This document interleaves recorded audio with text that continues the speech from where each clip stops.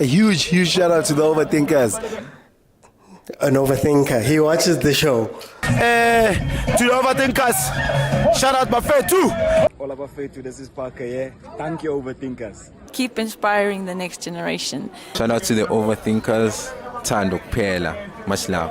To my overthinkers, mamela ubuchopho ngeke buphume buyakhula nizinja nikhokho yazini as overthink siya overachieve. I'm stealing that. I've stolen that one. I've stolen it. Welcome everybody to the Overthinking Football Show.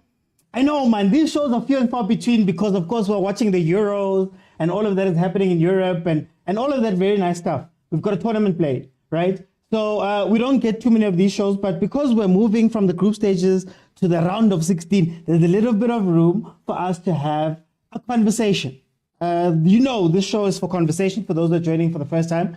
I am your host, George Mokwena. And this is a place where we can speak about football, where we can speak a little bit deeper about the things that we see within football and things that are affecting the game or how we perceive certain things, right? So the normal show is on every Monday to Thursday, 7 p.m. and Fridays at 12:30. But because of the Euros, we do watch-alongs. And the watch-alongs will happen when there's a tournament going on, like the Euros, like COSAFA, or when it's PSL in season. We watch the big three, Kaizer Chiefs, Pirates, and Mamelodi Sundowns, as well as Bafana, and some other special interest games as well. Guys, it is an interactive show, so there will come a time where I'll open up the show and I'll let you guys jump in and we can have a conversation about whatever the topic is at hand, and you can join one of my panels and we'll have a chat. Now, it's very simple. The topic today is very simple. What we're going to speak about today is this concept of modern football. Now, we've been watching the Euros, right? We've watched the Euros, it's Euro 2024, and a lot of people are saying that they're disappointed with what football is giving us over there in Europe, right? And people have been saying that, AFCON is better, and all of the things that have been spoken about. So this was the jumping point of a conversation we had in the WhatsApp group. There's an official WhatsApp group where we get together and we have chats about whatever. Hey, man, that group is on fire all the time. So we had a conversation about these things, and it started going towards modern day football, where we discussed things like the entertainment value of football. I am one of the older gents.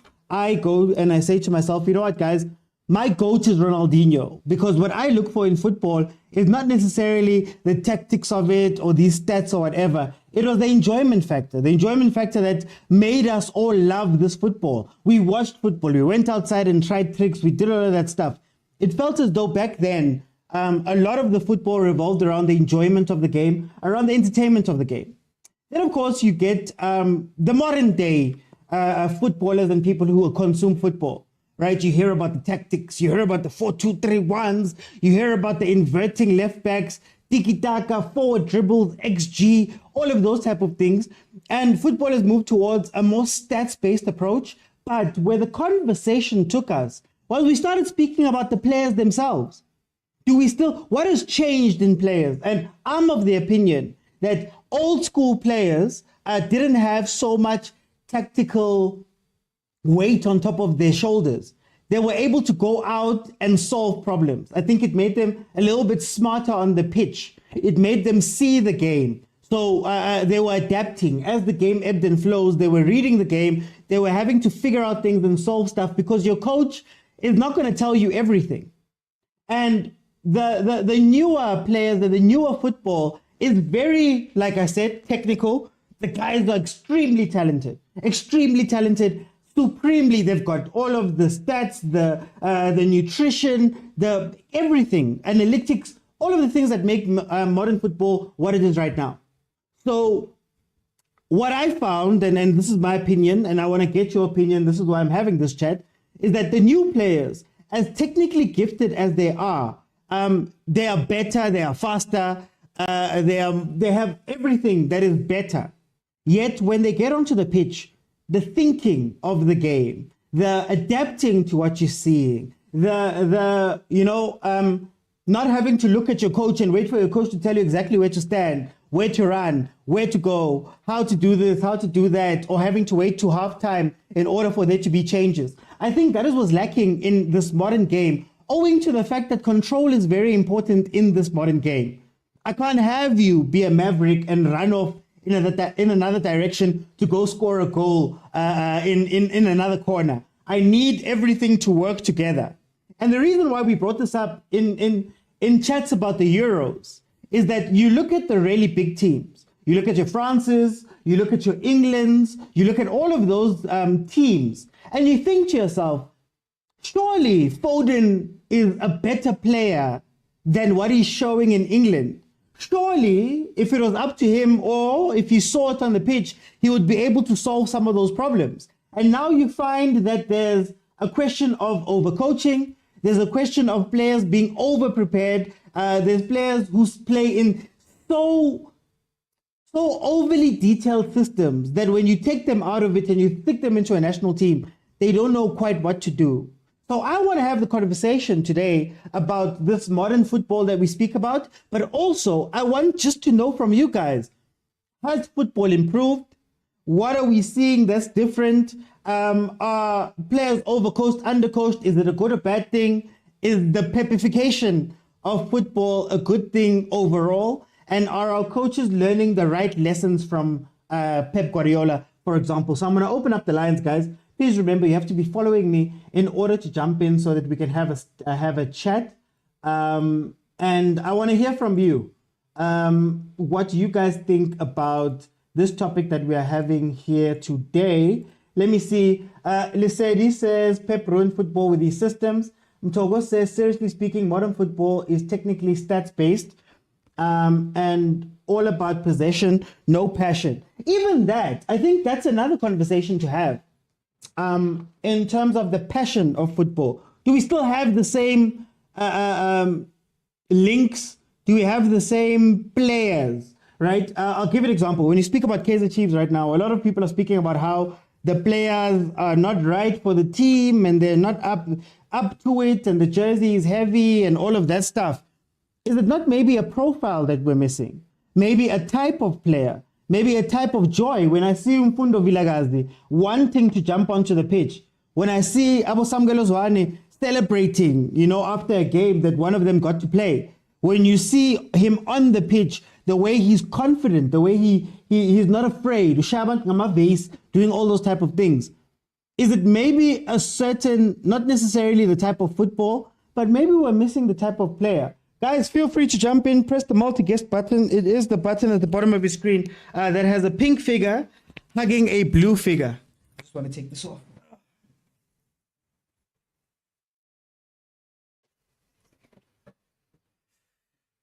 Okay.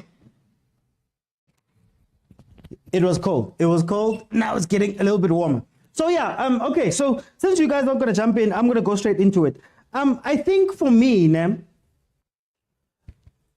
the problem that I'm having with modern football, for me personally, is that it's not necessarily modern as in new. It just means that people are choosing the latest trend in football.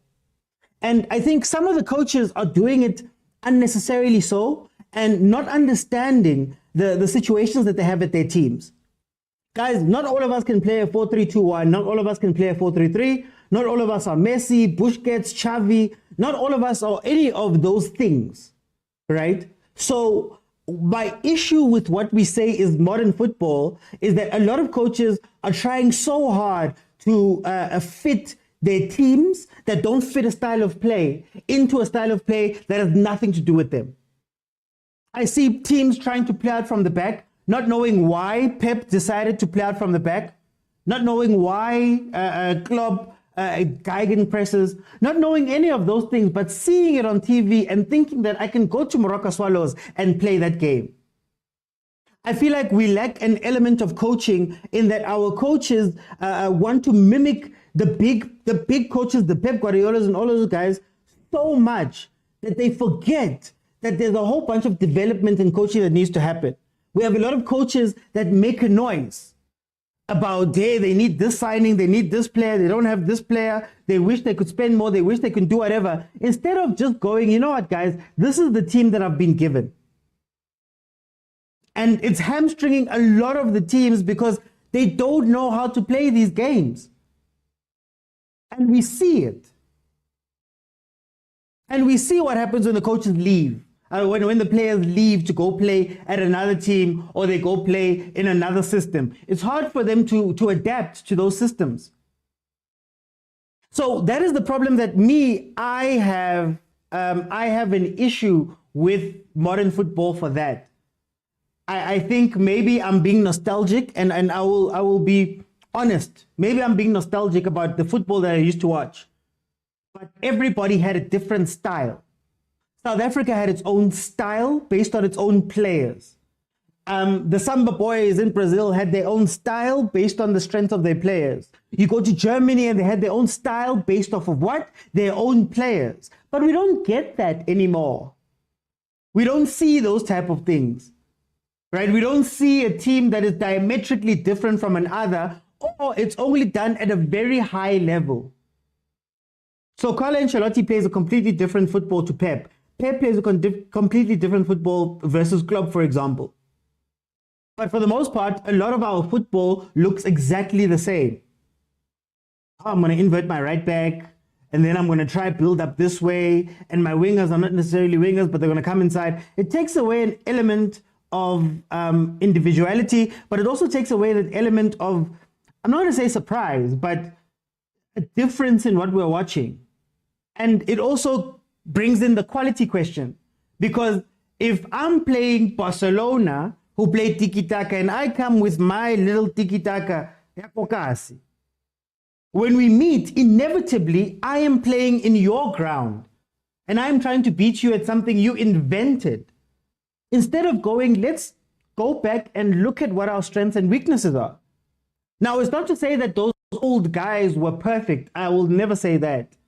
But you could tell, Huti, there's things happening on the pitch. We're changing things. We're doing this. We're doing that. And I understand myself. I think sometimes in this modern football, and when we look at the different teams, I don't know if teams understand themselves. Do we know what Chiefs is? I'm going to use PSL examples. It's a local show. Do we know what Chiefs is? What is Chiefs' style of play? What is Chiefs' identity? Have we been following that thing for 9 years? And what is causing those type of different things? For example, you watch a Mamelodi Sundowns, they know who they are. They know how to play. Shoeshine and Piano started a long time ago and has been updated every now and then. You get me? But they understand fundamentally what the strengths of the team is meant to be, what the team is meant to look like, how we're meant to play. But if we're just copying every day and copying this one and copying that one and copying the other one and not asking questions, I don't think Pep Guardiola plays Pep Guardiola football simply because he was influenced by other people. It might even just be because of what he had, the people he had. I don't think Xabi Alonso plays the football that Xabi Alonso plays because, he's copied or whatever. Sometimes these are the pieces that I have. I have to figure out how to use them, and it becomes generational in the eyes of people. So this is the conversation that I want to have. Kumo, welcome to the show. How are you?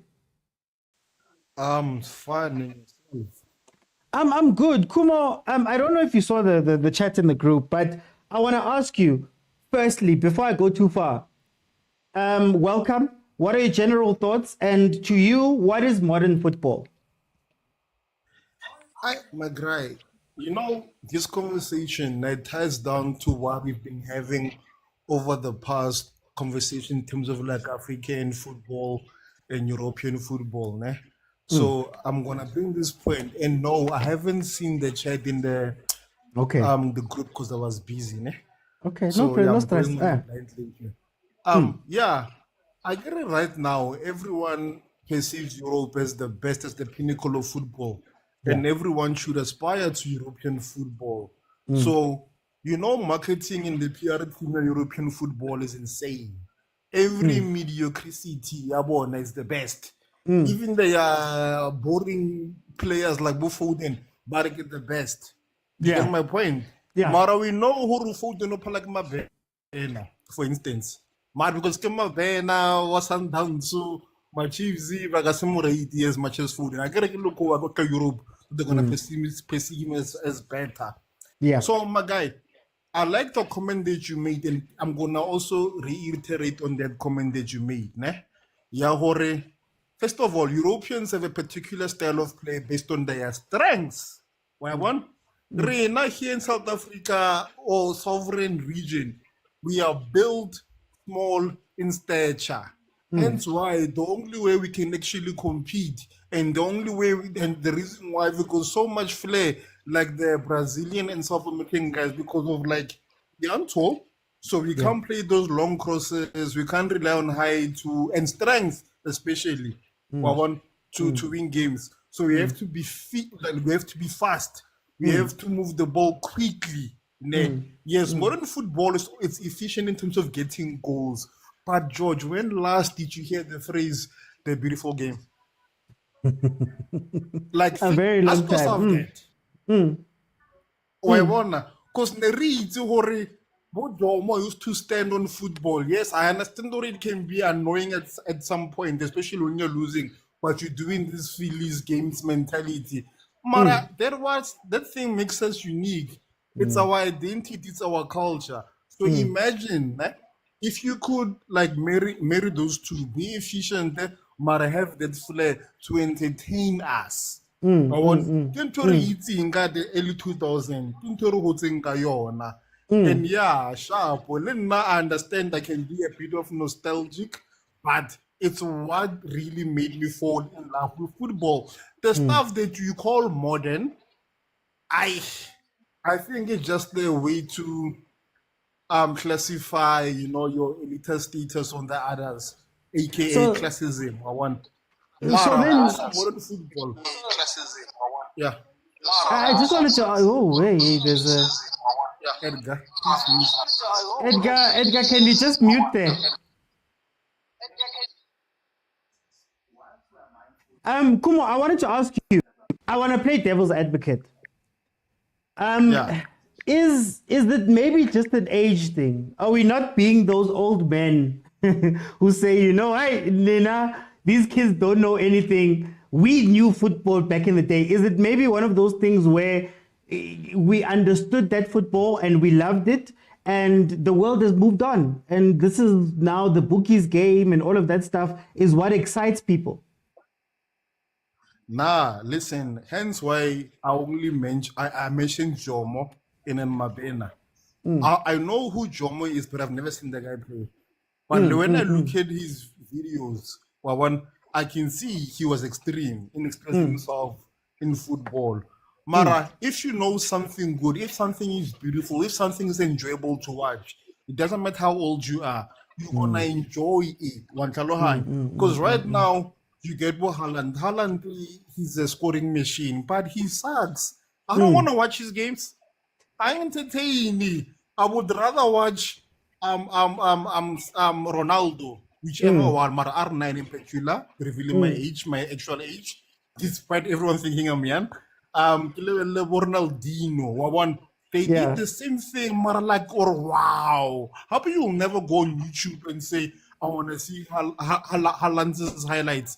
I miss a little no, so I am YouTube on your Haaland the highlight just to see how he touches the ball. Offer 100 coins, no, so. But even now, Resago Doctor, Resago Jomo, Resago R9, one can't talk about modern football efficient. It's robot like you're gonna score those goals. That is why, because now I love football. Now I want to be entertained. That is why I celebrate the Bundesliga. That is why I celebrate the EPL level certain games. I won't lie to you. Mara PSL, the DDC, born like Messi. I level. Even now, even the ladies Hollywood beds, it's much more entertaining now. I find it entertaining because why? It's who they are. I see myself in them. It's what I grew up watching. So, guys, modern football, it can not nice, especially like our inverter, like you, the trend they can now play on different positions. Like whatever positions you have to stay there. You just mark and pass the ball. Right now, both really to get wing. That's the only aspect of modern football like But didn't say I. Okay. I'm gonna come back. Kumo, let me bring to Lugisani. Lugisani, welcome to the show. How are you? Hey man, how's it? I'm good. Lugisani, firstly, what are your general thoughts about this conversation? And then, what is modern football? As I hear this phrase a lot. To you, what does it mean? All right. In general, about this topic, I feel like the main reason or the fundamental reason for football, because of I think modern football has dropped compared to an old football or our era. I mean, I started watching football from 2006 World Cup. Okay. So if you can look the class of players from 2006 up until let me say 2020, if you can compare those players up until now, the quality has dropped. The reason, I think, is because of academy. Okay. People who have an access in academy are people who come from fortunate families, are people who have money because of for you to go to a school of excellence, for you to go to a certain schools, for you to go to be scouted, you have to stay in cities, you have to have money for academy, you have to have connection and so forth. Yeah. And if you get, and this thing, it's an international problem because of even if you can see, football, it's more like a career now. Why? If you can go or if you can rewind and look the like of Ronaldinho, the like of Zidane, it was more about entertainment. It was more about passion. They were playing football just for entertainment. And go to England and listen to interviews of Rashford and so forth. To them, football is it's a career thing. You understand? It's a career thing. So which means people who comes into football, players who come to football, they come as like it's a career. So we don't attract or we don't have players who have passion about football, players who are scouted from villages, players who are unfortunate because of, if you have noticed, most of players that were quality, Ronaldo, Messi, Pele, Zidane, Ronaldinho, they were coming from a poor background. And most players now who are said their quality, they are coming from a fashionable background. They are coming from not rich but an affording family. Why is that? Because of now to play football or to have an access to football that will lead you to play professional football, you have to go to an academy. You have to pay in an academy. You have to pay to play football before you even get scouted, before you play professional football, before you understand. So for me, I feel like the main reason it's this thing of academy because of players classy players, Messi, Ronaldo, they were scouted at a younger age. Yes, they did go for academy, under 9, under 10, and so forth, but they were scouted like at a younger age, coming from a poor background. And you might tell me two or three players who come from a poor background now. Is Mbappe coming from a poor background? No. Is Haaland coming from a poor background? No. It's Vinicius coming from a poor background? No. Tell me a player that is in the top 10 for Ballon d'Or that's coming from a poor background. Is that? But I'm Buza, just to play devil's advocate, are we not also, man, we think to ourselves, are we not those old men that we don't like that tell us that their anything was better than ours? Are we not becoming those guys? Hasn't football maybe just evolved past us? Or the way Tina Standi Polangakon? I don't think so. Okay, it might be, but I don't think so. If you can, it's a matter of football now. It's a matter of the system football. It's players, they don't express themselves in a way they are not allowed to express themselves or to think. Hence, it's difficult for some players to play to a different system. As you have seen, maybe 80% of Pep Guardiola's players, they are failing to play the same way or to have the best form that they have when they play for Man City, whenever they play the national teams. So I feel like not only Pep, but I would say I don't think it's because of we are old. We're used to that style of play because of football has evolved and now there's a new style of play and so forth. What about the quality of players that is playing now compared to the quality of players that we used to watch? Okay. For time, Lugisan, I'm just going to jump in. I want to bring in Edgar. Edgar, welcome to the show. How are you?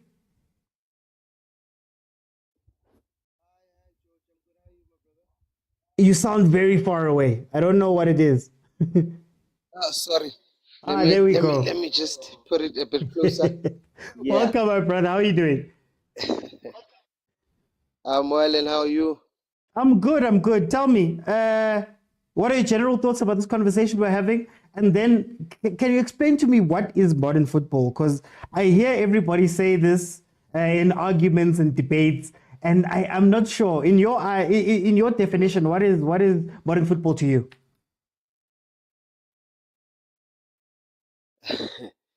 You know, without upsetting some gents here, I just want to firstly say, I believe that modern football has got nothing to do, and again, I'm going to repeat this, no offense, but it's got nothing to do really with where the kid comes from and so on. And I think I understand Lungsani where he's coming from with that point, but let me just, from my point of view, clarify what I think or believe what modern football is, because modern football is just basically the upgrading. Let's put it like that: the upgrading of the playing styles. You know, it is football coming together and working alongside technology and other aspects of it, like kinesiologists, psychologists, and everything like that, because all of those nowadays have to be taken into consideration before a team is sent onto the field. It's part of a strategy, it's part of a plan.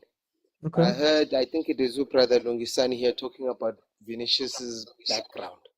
I'll give you an example how Vinicius fits into and why he's such a perfect player for the modern game. Vinicius is what you would call a hybrid forward. So he is flexible, he is fast, he's able to provide width, he's able to provide attacking options, but most importantly, he's unpredictable. No one knows where he's going to be at any given moment. So, and which is how the modern game has evolved. There's a lot of high pressing now that's being done as opposed to before. So it requires players now to be a lot more fitter, believe it or not, a lot more stronger. You need basically nowadays, for a modern game, you need a whole rounded player. You need him to be physically fit. You need him to be skillful. You need him to be intelligent. You need him. So that is what the modern football is nowadays. It is basically how a coach is able to adapt the tactics. Instead of using a flat 4-3-3, he will use a 4-2-3-1. Most people will ask why, because it provides more fluidity, you know, between transitions of attack and defense. It is much quicker. It is better. It provides width. It provides also compactness and a lot of overload if you need it. So such aspects of the game have been introduced, and that is what basically has made the game more modern now, as opposed to, again, I'll make another example. Say I see now the two on your picture there. Sir Alex Ferguson, he was great because he could play 4-2-2 like no one else. 4-4-2, I mean, sorry. 4-4-2 like no one else. You know, he had his players that he knew how, and defender yake with the cornrows, the English oak. I mean, he was superb in the center back. Rio. I forgot his name. Rio, yeah. And he had reasons why he put in there. Then you look at guys like Abu Pep Guardiola. The formation he uses, the type of players he uses. I mean, Haaland in Como. Yes, I agree, my brother. Haaland in Como. However, Haaland is effective around the system that is being used in Manchester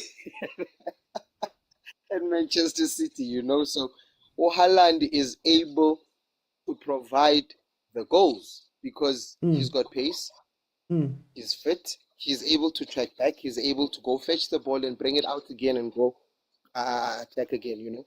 Again, modern way of playing the game now. Whereas You'll find striker in the olden days had to wait. You must just wait there until someone sends the ball your way. You know, if you've got wing backs, they are not part of the attacking team. No, those guys are there to defend. I wanted to ask you, Edgar. I wanted to ask you. Yeah. Are we giving credit to modern day football? Because for me, the coaches that are experimenting is maybe 5 or 6 of them, and then everybody else follows them, and it's varying degrees of, you know, you've got Pep who's the standard, then you've got, you know, John in the middle of, I don't know, Hertfordshire or whatever in England, trying to play Pep's football, but he just doesn't have the players. Is it becoming a singular thing where Pep does something because of whatever needs he has, and then everybody else copies that thing and kind of loses themselves in it, if that makes sense? It does a lot. It does make a lot of sense, and I think to some extent we can say we are doing a lot of copying and pasting, yes, and we are overlooking the fact that as coaches we have our own philosophies, different philosophies. Secondly, we have our own different coaching styles. So what you see Pep do on the field is not just him putting together a plan and giving the gents. It doesn't matter from which paper you read it from. If you don't incorporate your own style, your own personality, and like you said, if you don't incorporate the needs of your team into Pep's, for example, Pep's playing system, because a playing system you can adopt, but you can't adopt the attitude. You cannot adopt the philosophy or the mindset of another human being. So yes, we are a little bit guilty there of just copying and pasting without actually learning philosophical backgrounds of people. You know, Banu, our own Sundowns coach, we all accuse him of the same thing. He wants to be the next Pep, and he loves Pep. He does everything Pep does. But I believe it's only because he's studied, let me use that word, he studied the man so much that he is actually immersing himself in his philosophical beliefs. He wants to transform himself from the inside out to become a Pep. So he's following even his philosophical ways, not just his coaching ways, not just his playing systems. Anyways, my opinion. For time's sake, I'm going to have to jump in and go to Marimecha. Marimecha, welcome to the show. How are you? Evening, guys. How are you doing, Marimecha? I'm good, guys. I'll tell General you what. thoughts. Before I'll take your sorry. Your general thoughts about this convo, and then what is this term modern football? What does it mean to you? You know what? For me, modern football is basically just depriving players to have freedom. Okay. I don't know if that makes sense, but if you look at the modern football, we don't have your old-fashioned creative number 10. So basically, the modern football does not allow players to be free. So basically,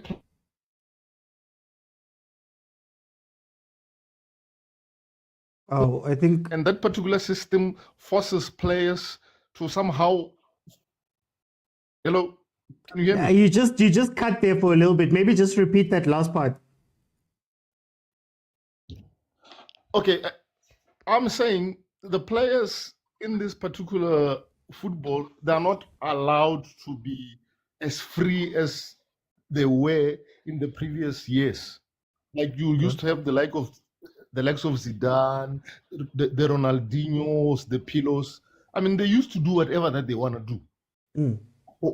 One of the reasons why Real Madrid are doing so well is because Ancelotti is more of an old-fashioned type of a coach. He allows his players to do whatever that they want, but within a structure. Obviously, they cannot do whatever that they want. They're allowed. I mean, players like Vinicius are allowed to play in whichever way they want, but they have to play within a structure. Now, one of the problems with the modern football is that players are deprived that particular kind of a freedom. I mean, people are always raving about Pep Guardiola. I mean, if you've heard what Pep Guardiola was, the tactic of Pep Guardiola, somehow they are a bit complicated. Sometimes players are being over, like, what's the word? Players are given too much information, which makes it very difficult for them to play. I mean, I'll come back to South Africa.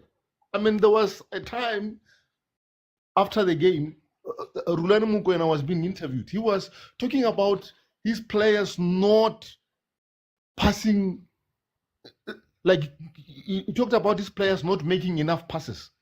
So instead of them thinking about scoring goals, they're thinking about passes. I don't know. I mean, why are we going to be thinking about passes instead of a goal, instead of players scoring goals? Now, that for me creates a problem. So basically, players are not allowed the freedom. I mean, if you look at the South African football, the Jabupules, the Junior Khanyes, the Skarangoveses, the Steve Lukoleas, they are nowhere to be found. Why? Because players have to play within a system. And then again, coming to South African football,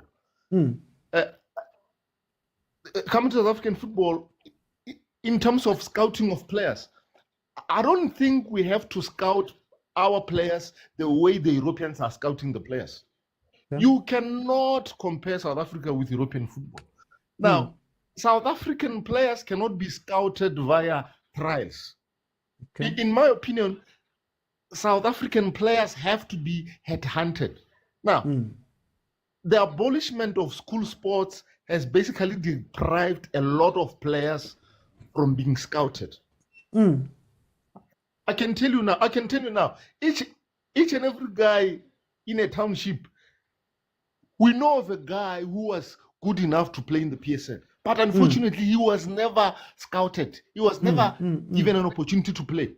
Now, we need to go back to the basics. We must introduce school sports. Now, with school sports, 99.9% of the kids go to school. So it is unlikely that you're going to miss anyone. We are missing on a lot of talent because we are not having good academic structures. So us not having good academic structures, we have to try and exploit school sports. I mean, with school sports, we cannot miss anyone. I mean, I'm not in belief or South African, I'm in this belief to say South Africans are not talented. I mean, if we had talented players in the 80s and then in the early 2000s and in the 90s, surely the players are still there. The problem now is that the players cannot be accessed. Now, how do we access those players in the rural areas? How do we access those players in the township? How do we do that? We need to have a structured school sports. Now, in us having a structured school sports means that we are not going to miss on any player that is good enough. I mean, if you look at the PSL, I mean, come on, guys. I mean, surely all of us have played football here. I mean, some of the guys in the PSL, some can't even tap. Some, like, these guys can't even pass the ball. It's so poor. And if you go to the township, you'll see that there's some guy who's very, very good. I'm sure everyone who's in this panel will tell you there is 3 or 4 guys in their townships who is good enough to play in the PSL, but they cannot be seen. They cannot be scouted. We need to move away from this thing, Eddie trials and all those things, and try to headhunt these players via the school sports. I wanna go back to the point that you made, the modern football. Again, I'm going to play devil's advocate. Do you think that maybe it was needed? Because not every team could have a Perlo, could have a Nani, could have a Gerrard. So maybe you needed to create systems that could maximize what lack of talent you might have, for example, in the team. So it's easier for me to have 11 players that are 7 out of 10s that understand my system than it is to have 2 9s and a bunch of 6.5s. where somebody has to bail me out and I can't repeat that motion every week. Do you think that maybe it was warranted that football move into this way for that reason? Obviously, the modern football was now the way it was carinated was the mere fact that, you know what, the Brazilians know how to play the game. The Brazilians have the passing game, but the Italians want to play the game. But the Italians cannot pass the way the Brazilians pass. So now what do? They have to be a bit defensive. But them being defensive, they're still having players like Pilo who can be able to play. So now what I'm saying is that obviously teams cannot have the best players everywhere. For example, the big teams used to have the so-called the number 10s and all those kind of things, the best players. But now, if you look around, I mean, I'm watching the Euros. Everyone is raving about Bellingham. I mean, come on, guys. I'm sure most of you will agree with me. Bellingham is so overrated, guys. Bellingham is so overrated. I mean, just a simple pass, a simple trap. Now, the English media will be raving about him being the best thing that would have ever happened. I mean, Bellingham is not even no way better than Scholes. Bellingham is no way better than Paul Scholes. Never mind Steven Gerrard. Never mind Frank Lampard. Yeah. But he's being overhyped. Phil Foden was overhyped in Man City. What is he doing here? Like, what is he doing in the Euros? I mean, if you look at those Spanish boys, Bo Pedri, Boyamal, you can see or those boys know what they're doing. Those boys are good enough. But in Spain, they're not being overhyped. They are playing well, and then they are playing within a structure that favors them. But if you look at the English players, somehow, I get a feeling the modern players are just being overhyped way too early without them having reached the pedestal. Well, for time's sake, I'm going to have to jump in so that I can allow Liger to come in. Liger, welcome to the show. How are you? OT, how's it, my brother? I'm good, my brother. I'm good. Tell me, what are your general thoughts about this conversation? And then, what is this modern football thing, the way you understand it? What is modern football? I don't know if I'll be using the right term if I say it's the now football. Okay. Like 10, 20 years ago, they used maybe the same term of their football, that it's their modern football. So us too, and in this time, we calling this now football, the modern football. That's my part of the term in modern football. And I hear the guys are like treating it a lot. I want to say it's a good thing. It's not a problem. It's for now. We are fortunate that we have football with technology. So technology brings data capturing. In order to improve a system, you need to capture data, then work around that data to improve. Umedi, you mentioned Bellingham right now. Yeah, Bellingham is not the best, but the system is improving. From the guy from Edlalela Iporujo to Real Madrid is improving. So it's data that they studied. Okay, this guy plays like this. To improve a certain player, we need to elements. So I think it's here for us to improve players, to improve the tactics, the style of play. The problem is, like here, Africa or South Africa or Brazil, they're losing their culture. We used to have our own culture now. So now we more or less want to play like Europe. So that's where the problem is, actually, not technology or all the systems that are in place. We are losing our culture and we want to play like Real Madrid, want to play like Barcelona. Meanwhile, we Sundowns or we Pirate. I think that's where the problem is. Because So they then are how- better with their system. It's their Yeah. culture. We cannot beat them with their culture. No, I wanted to ask you, does the addition of technology make it inherently better? Or are we doing a thing where, we're putting up a Manchester City, we're putting up a Real Madrid, we're putting up a whole bunch of other teams, I guess, a couple of teams, and we're saying that is what modern football is, that is what Europe is giving us. Meanwhile, maybe in Romania, man, they're not stacking up. I mean, we're watching the Euros right now, and I think a lot of people are shocked at the quote-unquote standard of the Euros. Are we doing that? We've chosen a couple of teams, and we're saying that is what modern football is, but the truth is that it's only a few teams that are doing that. Yeah, true. Not every team has introduced this technology thing into their system.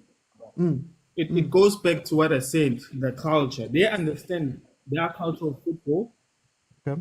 Maybe they assumed, okay, our culture doesn't need this sort of technology.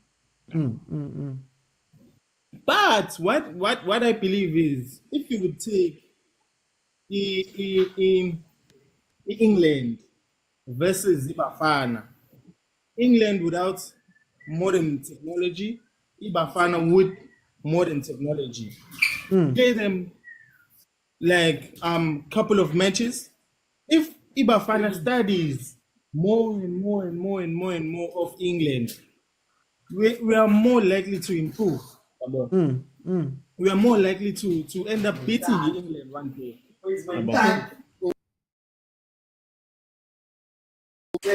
So that's my part of this. Yeah. Okay, no, like it. Thank you. I hear the guests have arrived. Let me go to Xolani. Welcome to the show. How are you? How's it, my guy? But I'm good. Xolani, I know we had this conversation earlier, but I just want to have this conversation here with everybody else. What is modern football? Or this term that people say modern football? Because I hear it, man. Ngati trump card, man. People just say, but it's modern football, and I don't understand what they mean by it. What is your understanding of modern football, and what is your take on this conversation we're having? Yeah, Uti, maybe firstly I should remind you, Uti, how did the argument came about? The argument was about modern football players being smarter than our players, our So that's what sparked the argument. And for me, Mr. Oti, I still maintain I'm a players amadala, if they had this equipment, like this technology, man, they would be far more better than they were, and still they were better players than the current players we watching now. Because Mr. Oti, like players Dala, they used to solve problem on the field.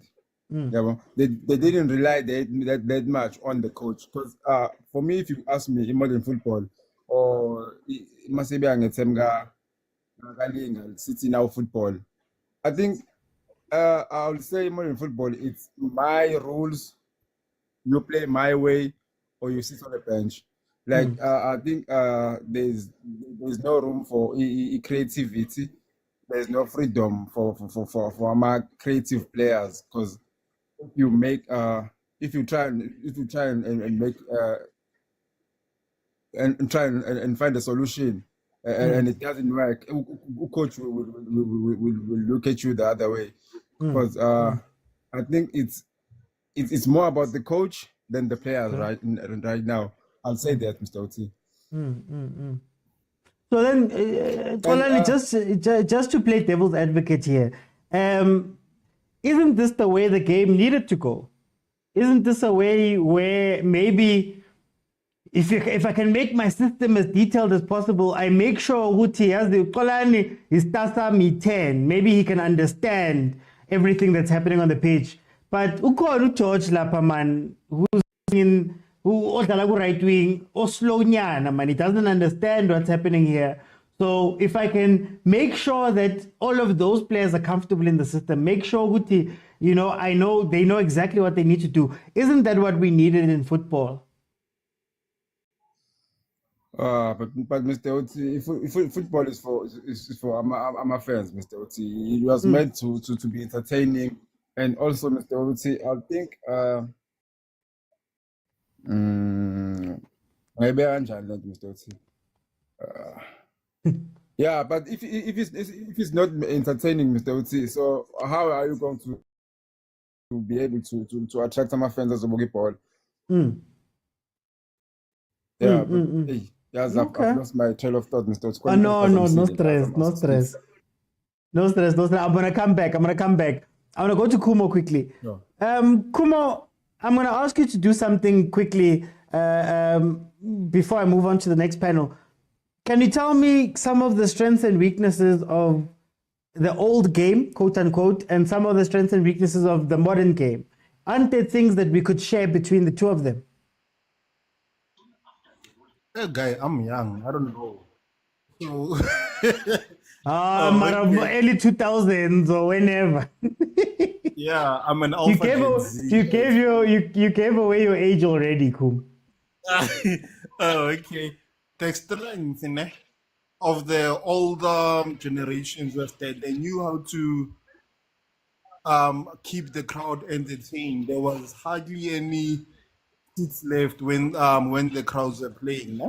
When the teams were playing. I'm gonna take it from a more of a entertainment value.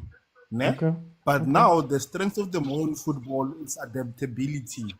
I wonder when this thing doesn't work for you, you can always use your players to invert. You can play helicopter football, you can play chameleon football as a matter of fact. I feel like we are much more schemes, not formation. Yes, Wabona. So right now I feel like we are much more efficient in terms of like scoring. We are much more goal oriented, mind the pun. Yeah, that's the only thing I would only do. I would actually do comparisons on. And in the older football, compared to the newer generations, the newer generations, some would argue say, because he's our resident. Your encyclopedia Atlas is old. He's old.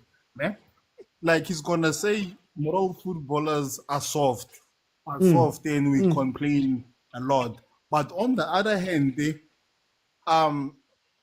modern footballers are protected because we've got things like your serious concussion, career-ending tackles, and now people can actually earn more money and use their bodies to make them money for longer.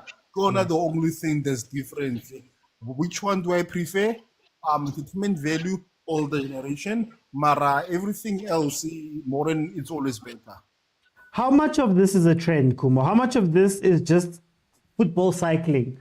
So are we going to see those creative players, the number 10s and all those guys in the next, let's say 5 years? Are we going to see it come back and maybe we have creative players with analytics behind them? Are we going to see those things coming back? Is it a cycle? Is it just that now Pep not swearing?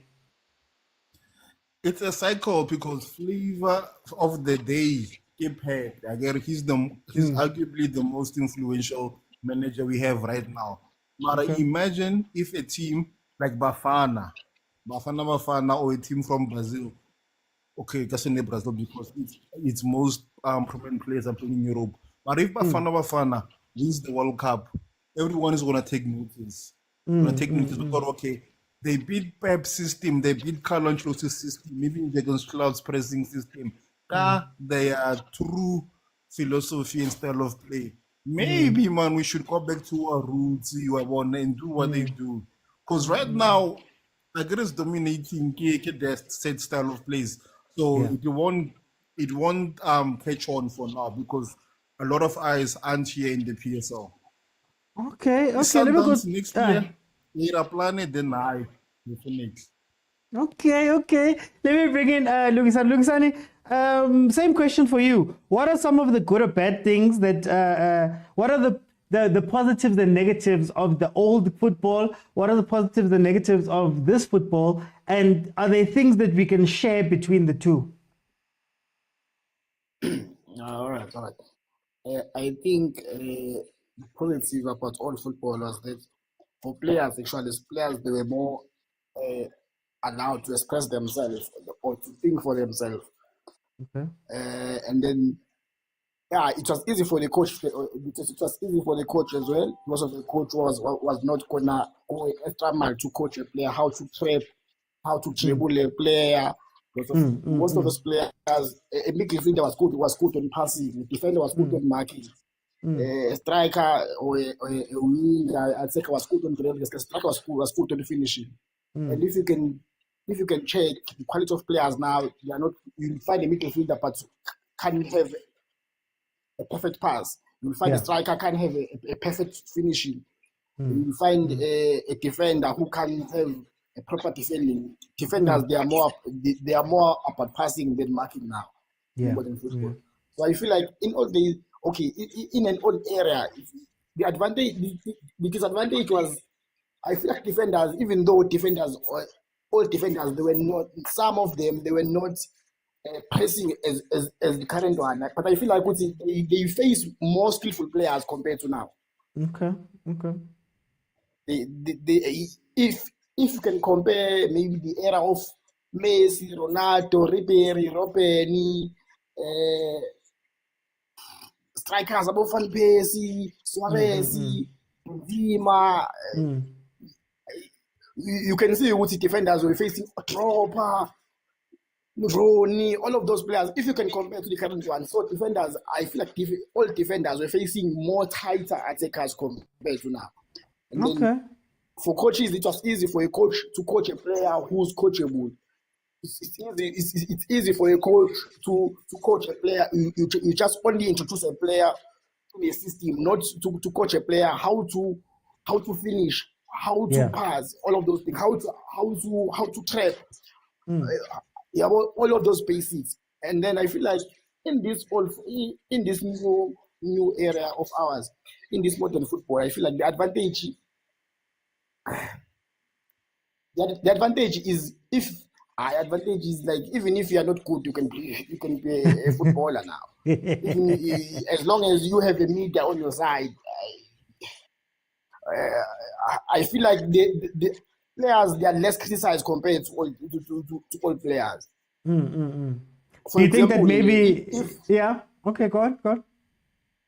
Yeah, for example, in here, how many players, for example, okay, how can I put this? I feel like the players, they are less talented, man. They are less talented. I mean, they are less talented. Even if you can watch Euro, they are boring compared to the previous ones. So then, very quickly, Lukisan, are they less talented, or is it that they're not asked those questions? So, for example, people will say John Terry couldn't play out from the back, for example. But is it maybe that he wasn't asked to do that? So with these players, maybe they're very talented, but because the system is so strong, they're not allowed to do those type of things. Is it maybe that they're not being asked to do those things? Like the current players? It can be between the two, man. It can be between the two. But okay, they stick to position players. You can't tell me what you have those strikers of Liverpool that can't finish, and then compare them to the previous strikers of Liverpool, like about Torres and so forth. Like I feel like as much as there's more restrictions of attackers, for example, attackers like Vinicius who play the same style of play like Ribery, Ronaldo, Ronaldinho, Neymar, they are criticized for doing that. And I feel like attackers, they are restricted, man. They are restricted. I wouldn't say they are restricted. Some of them, they are just poor. Like Abu Anthony, Abu Rashford. For time's sake, Lukisan, I'm gonna just average. No. Finish off that point. For time's sake, I'm going to move on, but just finish off that point there. I Alright. think I'm done, man. I think I'm done. Okay, no, thank you, Luisane. Let me go to Xolani. What are some of the pros and cons, man? What are some of the good things that were done back in the day and bad things from back in the day? What is good and bad from today? And could these things, man, I don't know, to communicate for us to borrow from each other? No, see, I think there's nothing much different. See, like it's more of the same. It's just that I'm a coach is a manager, Mr. Oti. They're trying to apply the same tactic. Like route one is also a tactic, Mr. Oti. Playing helicopter football is also a tactic. Not that positional football is the only way to play football. Yeah. And like Mr. Oti, Mazo Kumbola kahle ngesikhathi saMerendorf lapha kunini. It was helicopter football after SLUZ League. All along it was Kokota Piano. Like everyone was happy about it until it came up to him. So, Mr. Oti, I think it's not about modern football and all that. It's about our coaches realizing what kind of players I have, what system should I play in order to make them give their all best, like what's their best abilities, Mr. Oti. So you can't expect Uti Swallows will play like Sundowns because we see under Steve compare Uti. Swallows needed to have the same quality as Sundowns to be able to execute his system figure now Steve, of which I'm shy until Swallows opted to release him. Because not every team will play a system Man City, Mr. Oti. What will be the reason which Udlale from the back without having a ball playing defender? It doesn't make sense, Mr. Oti. You will need to have to play from the back. Like if you don't have those players, you have to play route one. The focal point lapha adlala drop down and then start attacking from box labo eduze, Mr. Oti. So it has to make sense, Mr. Oti. For me, it has to make sense. Ama players now should complement the system odlala ngayo. So then tell Xolani very quickly, do you think that in this argument there's a thing we do where there are some things we'll never know? So we might not know whether John Terry could play the ball out. It's just that it wasn't the thing that you needed to do. We might not know that another player can't invert like Trent or Cancelo because they weren't asked to do those things. When we have these conversations, do we miss out on those things? Mas kulmangao. Yeah, we do miss out on this news because like like his coach should ask him to do those things from the back, and then we can be able to say we are like he can't do that. But the system with Chelsea wasn't the same system as Man City. So I think we're being unfair on them. If we want to say this guy can swim, whereas we haven't been able to see him try and do a stroke or a press stroke, Mr. Oti. So we can't really say with Okay, and I think thank Xolani. Before I go into the next panel, I think that's where I stand with this. I think for me and in the WhatsApp group when we were having this conversation earlier during the day, I kept saying that I don't want to say better. I want to say different, because there's a lot of things here that we're discussing that are either out of the control of the players or just were not the thing from that time. So I will never know if Phil Foden could play in a more physical EPL from 25, 30 years ago. I can't tell you. I can't tell you if the players from back then, if asked or if it was part of what was meant to be played, they wouldn't be able to do those things, right? And I think my biggest point has always been in this, and this is my personal opinion, is that you can't measure these things, and good, more time, more technology doesn't necessarily mean better. One of the best coaches that I've ever had in my whole life, Pratuli, rest in peace, right? Pratuli did not have a phone, did not have a tablet, did not have anything. He could tell you every single thing about every single player that he coached from under 13 up until under 19. If you could sit with him, he'd tell you, oh, Lentoni Dala with 2 feet. So this one, that one, even when he coached us. So I can't now say just because I'm seeing a tablet on the sideline that inherently the person holding the tablet is better. So I feel like when we have these conversations, it becomes a situation where people are saying, nah, just because it's been 3 years now, we're now better, instead of actually drilling down and saying, what is different with these two things? Let me go to Lyrical Pope. Lyrical Pope, welcome to the show, my brother. How are you? No, I'm good, my brother. And yourself? I'm good. Lyrical Pope, tell me, what are your general thoughts about this conversation that we're having? And the question I want to ask you, the second question is, has football improved? All right, Mr. Oti. Firstly, Mr. Oti, I love the conversation. I am 9 years. Yeah.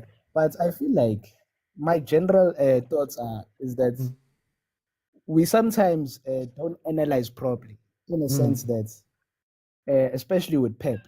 I know people like using Pep as a benchmark, but we must realize that Pep fits players into a system, not the other way around. Yeah. You see, this is why I rated Klopp more than him. Not because I think Pep is not a good manager, but I feel like sometimes we fail to see that Pep gets rid of you if you cannot play in his system. And for me, that's a detriment in coaching, because some coaches used what they have in terms of, okay, what are the strengths of these players? If my player cannot pass, you cannot play for Pep. Lukaku will never be able to play for Pep. You cannot trap. You can't play for Pep. So I feel like sometimes we miss that. Ogoti, if you cannot pass, some coaches can be like, okay, where can I use you? Where can I play? What are your strengths? You see? And we miss that sometimes. Ogoti, the problem with Pep, with all of us trying to play like Pep, is that you need the players to play like Pep. Because Pep comes from total football, which was revolutionized by Cruyff. And Cruyff got it from the Netherlands, because he was from the Netherlands. And the principles of total football is that players must be interchangeable in the field of play. So every player must be able to pass for you to be interchangeable and play in different areas. So in our teams, we do not have that. You know, we do not have that quality. And Pep is able to have that, because look at the teams he coaches. He doesn't coach just any team. He goes to the top teams, and when he goes there, he tells them, I need a goalkeeper who can do this. I need a left back who can do this. I need, you see. So we missed that. And I'm not saying we shouldn't praise the guy, but I feel like it's easier for you to fit players into your system than the other way around. For you to have players and say, okay, I'm going to drop this system. And this is what Ancelotti can do. This is what Ancelotti did when he had Zidane. Ancelotti said that when I had Zidane, I'd never had a player like Zidane before. I had to create a system around Zidane because he was so unique. So that shows how good Ancelotti is, that he can adapt to what he has, not the other way around. So do you think that, just before we move on to the next point, do you think that maybe one of the issues, quote unquote, with modern football is that coaches don't understand what you just said right now, that Pep goes to the teams, he fits players into the systems, and he has the luxury of doing it. are we seeing more coaches nowadays that are trying to emulate what Abo Pep are doing, even though, man, Ekaya, we don't have the same ingredients? Is it an issue? So, I think because I think we are falling for, I think one of the speakers said it here. We are falling for what is popular. You know, Pep is very successful. You see, he's very successful. But I don't think if he went to another team where he could not fit players into his system, he'll be able to do this. Because if you look at the first season at Manchester City, he won nothing. Okay. Then after that, you couldn't stop him. But in the first season, he had to use the majority of the players he had. He tried to fit them in his system. It did not work. He changed, I think, how many goalkeepers there. He told, what's that guy? Joe Hart. He told Joe Hart straight when he got there, what's I, Baba? You have to go, bro. Like, you can't play with your feet. He brought in Bravo. Bravo could play with his feet, but he was too small for the physical side of seats. So, and then he settled on Edison. So, I feel like, yes, I agree, Mr. Oti. We are falling into that trap that we are looking at what's popular at Pep. And we fans are to blame as well because we are putting pressure on our coaches. Hey, we want to see this exciting football, this pass, and not realizing that, hey, I'm coaching Chiefs. I do not have the luxury of those players who can play that tiki-taka. Yeah. I have to play to my strengths. The guy who almost won us the league at Chiefs, Umidendorp, he was playing helicopter football. Why? He was playing to the strengths of the players. He was not trying to take players and fit him into a system that does not work. Even Gavin Hunt told us the same thing. That, hey, bruh, I do not have the players to play the football that they want me to play. But we as fans, we put pressure on these guys and say, no, we want to see, And when these things fail, we blame who again? We blame the same guys we are putting pressure on. Yeah, I'm gonna come back. Let me Sipo, welcome to the show. Let me just help you unmute. I think I had muted you. Sipo, can you just jump in? Are you fine? There we go. I'm fine, man. How are you? Hey, first time coming in, man. Yes, how are you? Welcome. We're all family here. Sipo, I'm good. Tell me, what are your general thoughts about this conversation? And then, in your eyes, has football improved? Yeah, I will say football has improved in terms of training and stuff because when I was playing football, you will run and go the whole ground, whether you are 15, whether you are 20, so the training methods have changed. Okay. But when it comes to quality of players, we don't have better players now. We used to have better players. Because now you look at Kaizer Chiefs, Orlando Pirates, those are average players. Most of them, they're average players. Where we don't have quality players and stuff. So for me, I think football has changed in terms of training and what. But then for my daughter is also talking. She also wants to be on the show. It's fine. Yeah. That's where I am. In terms of training and all these things, it has improved and technology, but inside the field of play, no, it doesn't improve. Too average. And what do you think of modern football? What do you think of the coaching side and things like that? Do you think that it's a good thing that modern football is in, that players are overcoached? Some people might say overcoached. What do you think of that? I think with modern football, the players are being overcoached because most of the defenders, let's take Man City for example, Ruben Diaz, they get exposed when they have to defend. Kyle Walker can run. It has developed, but then I think their players are being overcoached. We are using too much of tactics and we are restricting players' freedom of thinking. That's my thinking around it.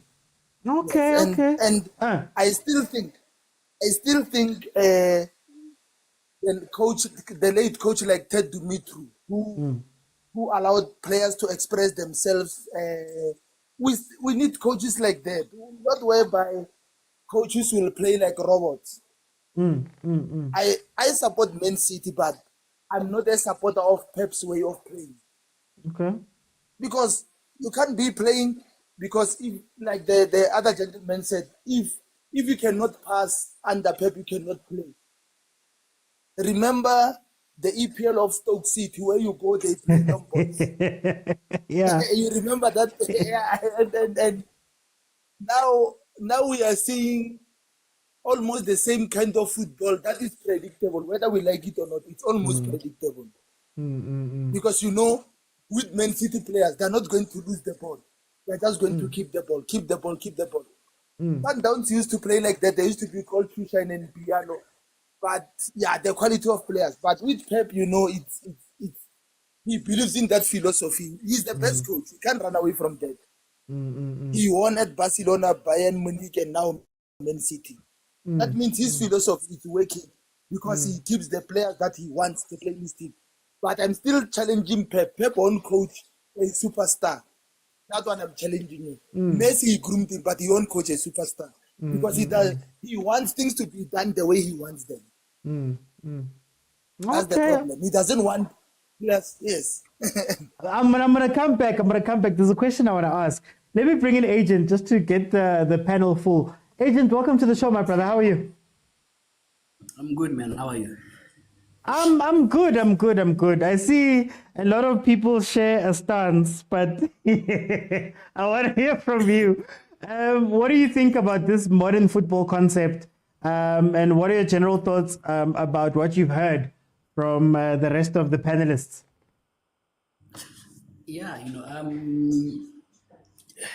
sometimes I wish I could copy and paste things that we say, hey, in the group, that's why people should join it, like you keep saying, because we only have time to, get deep into it. But let me start off with what, I'm forgetting the name, I'm sorry, of the CEO of Nokia, Oh, yeah? After it got, liquidated and stuff, he was asked a simple question, what do you think went wrong?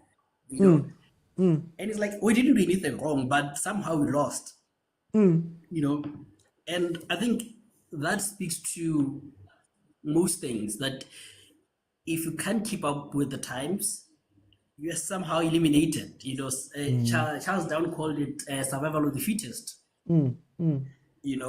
evolution. So I think we need to get to a point where we understand that everything evolves. The records which were held by some sprinters some years back were broken down by Usain Bolt, and those Usain Bolt records will be broken. Does it mean that that person is better than Usain Bolt? We'll never know, But the fact is, things evolve, So if you come back to football, I think we need to understand that each and every generation there is something new that seems to be waking. And that's what is adapted at that time. Yeah. At some point, total football was the thing. Then someone, the likes of Mo, Simeone, your Sean Dyches, who am I forgetting, were the masters of backward defending. Yeah, those guys, they came in, that system worked at the time,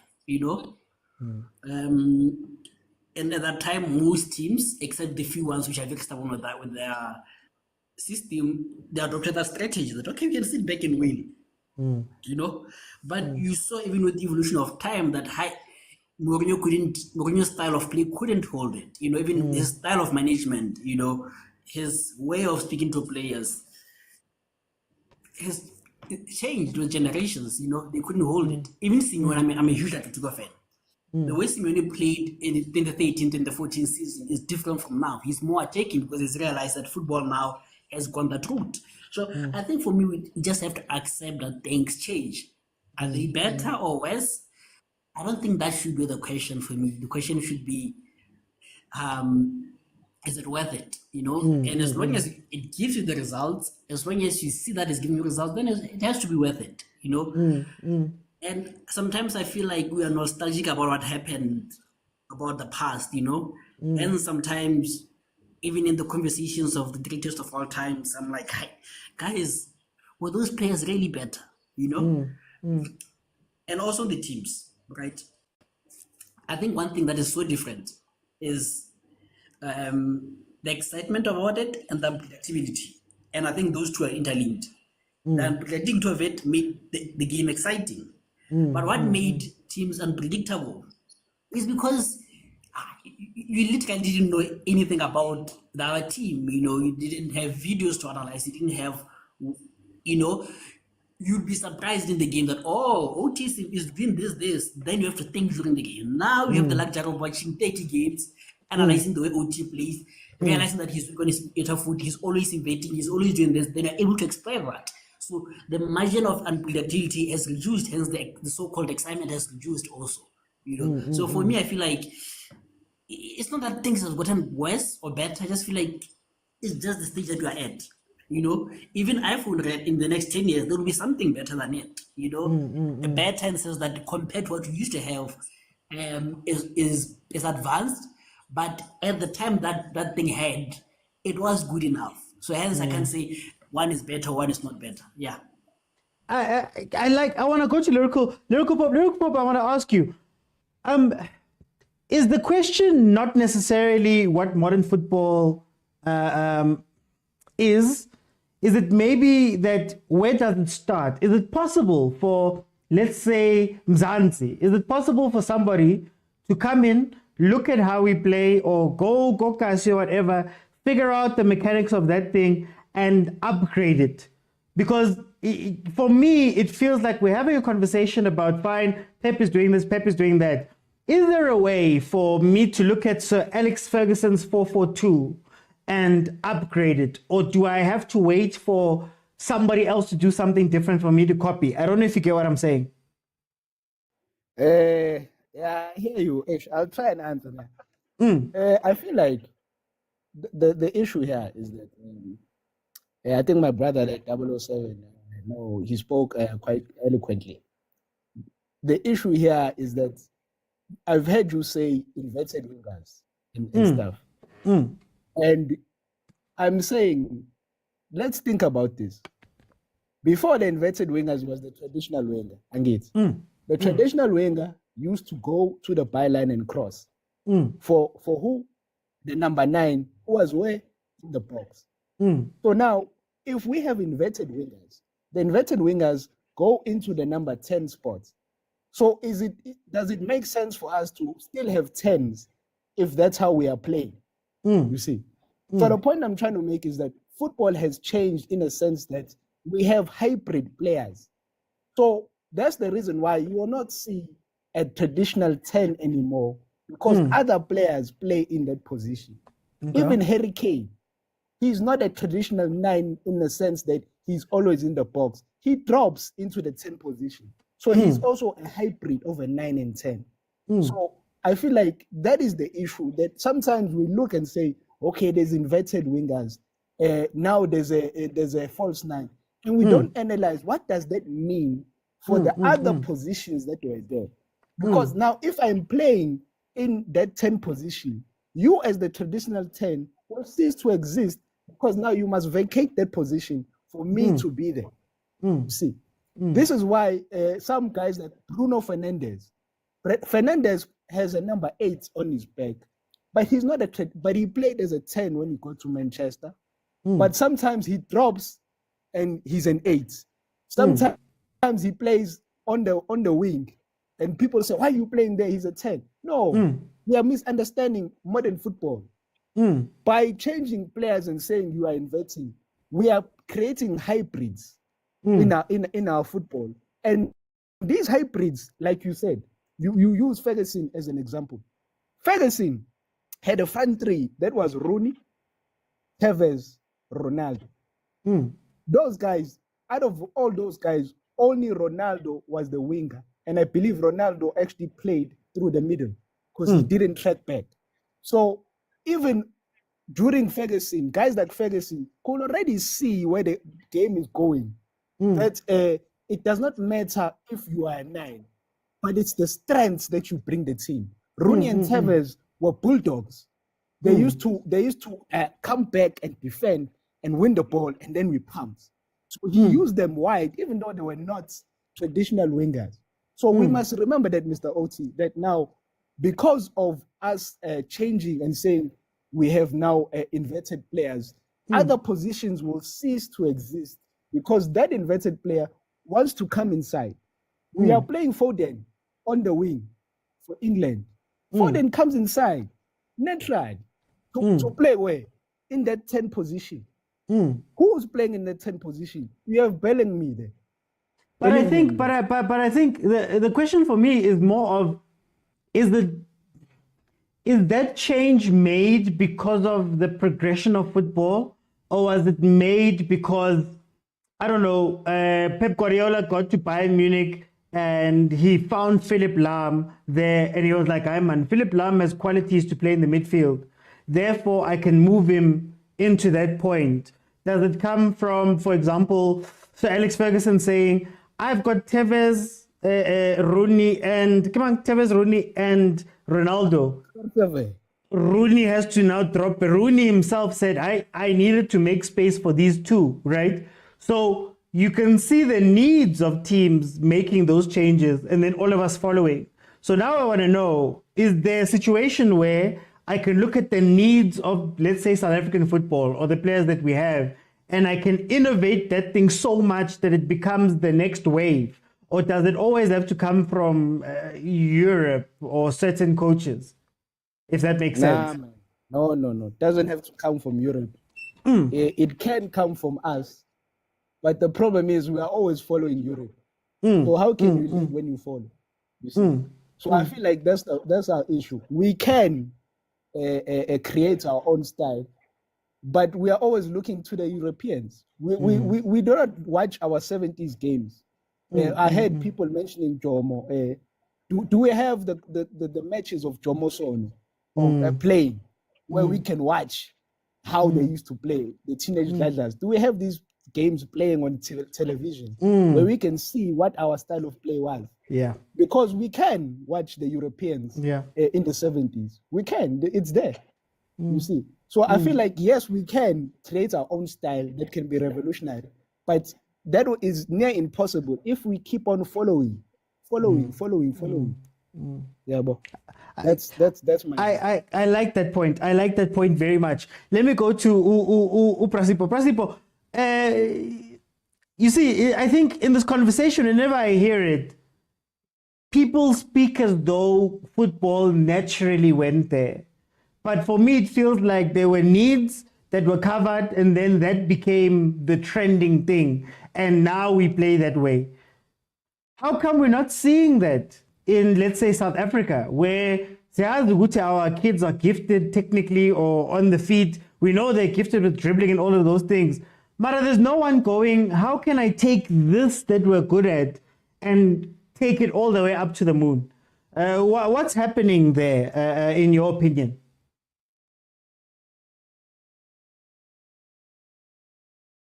I don't know if Prasipo's still with me. Prasipo, are you with me? Yes, I'm with you. There we go. Yes, I'm with you. I still think, my brother, it's a generational thing. Okay. Remember, South Africa used to have the teenage dadas.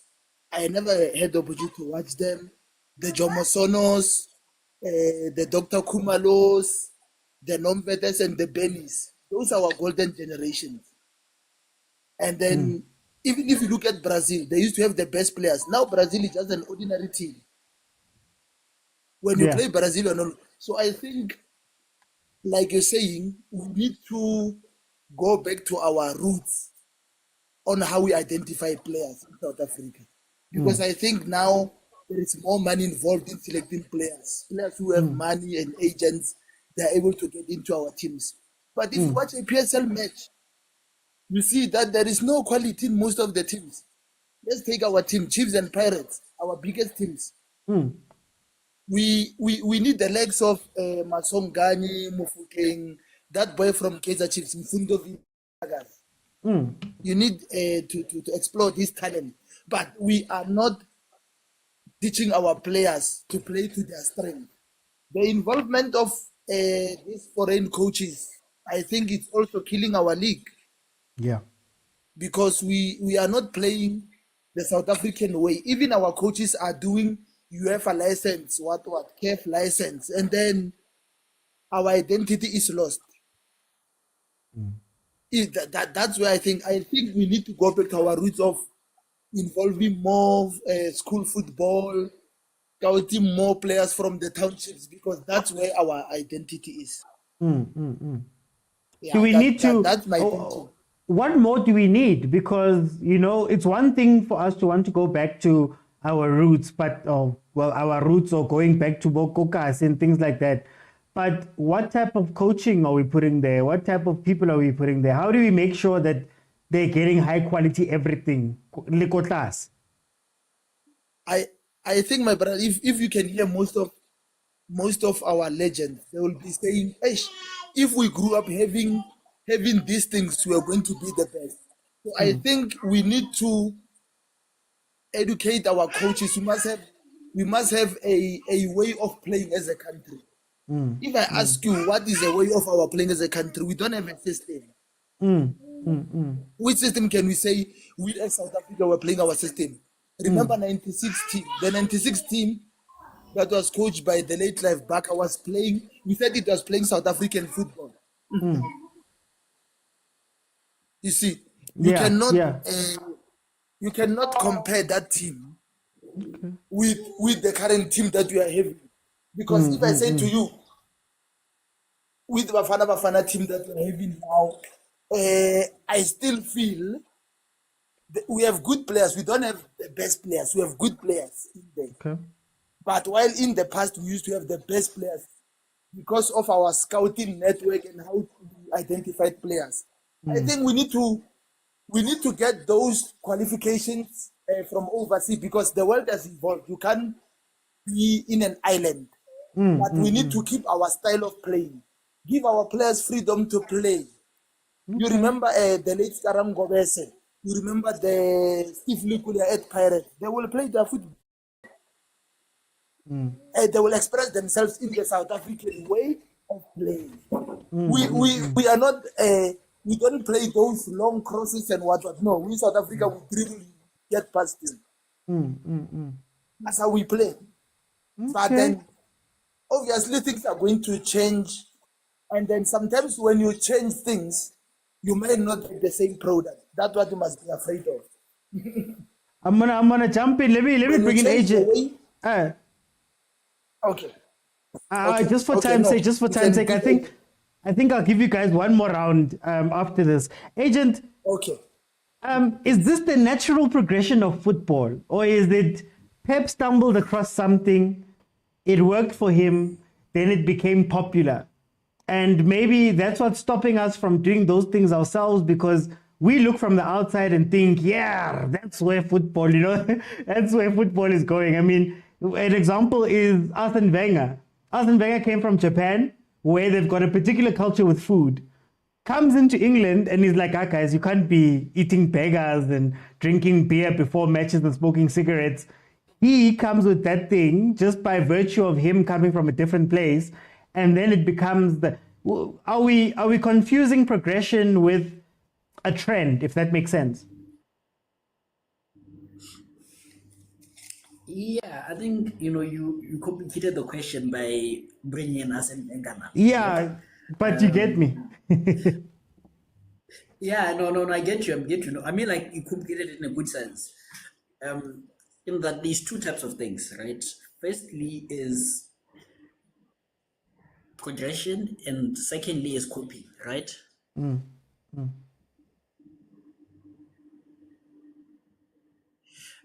So now progression is when you see that, okay, it is good for the health of players not to smoke, not to drink, but and to eat a certain diet. It's good for players to train 2 hours. It's good for players to not run. They have to be cooling periods. That is progression. That's saying, okay, it makes sense. I heard in England there is going to be a new rule that I think it's under 9s, they're not going to be allowed to head the ball, Yeah. because there's been studies that show that hitting the ball from that young age affects your brain. You know, that is what we call progression, right? And then there is coping, right? Whether good or bad. If you recall, Pep was like, I don't need a striker. I don't need a Zlatan kind of striker. I need a mobile striker, a false kind of 9 striker, you know? That's why I don't need a what is this guy who was in Man City, Aguero, you know? And then he says, this thing is not working. Oh, by the way, all the teams at that point, they play false 9. They play false 9. Yeah. You know? Then he changes like, no, man, I need a neutral striker. And I need a Haaland. Now teams are moving towards back to the neutral strikers. So you see, we're being strained left, right, center by one person. You know, so that's the thing. That's why you're coping. The question is, you're coping? Fine, that's good, that's fine. But why are you coping? Yeah. Why are you inviting a player? You know, once you understand why Pep is inviting a player and why he's doing it and why it's important, you can't want to have numerical advantage in the midfield. You're playing low balls. Why do you need it there? Yeah. If you're playing counter-attack and crossing the ball, you don't need to invert the fullback because you don't play through the middle. The reason why you invert is because you need a numerical advantage in the middle. You get? So I feel like that's the problem that we first have, is that we do things without understanding them. We just do them because they're in fashion, you know? But when you do them with understanding, that I don't mind, you know? And back to your first question that you asked the previous speakers is, what is so difficult about us inventing new stuff, you know? Rulani has been trying things, you know. I'd like to see more Rulani. So I'd like Rulani to be more brave, not just one thing that he saw in TV and he does it. You know, he's a brilliant mind. I want him to try stuff, you know. Dance, a brilliant mind. I want him to try stuff, you know. So I feel like they are afraid, or they don't trust themselves, or they don't have the confidence, one of the three, you know. But if you look at the greatest coaches, they always have something that they bring to the team, you know. Look at those Kirima Chavalalas at Sundowns, you know.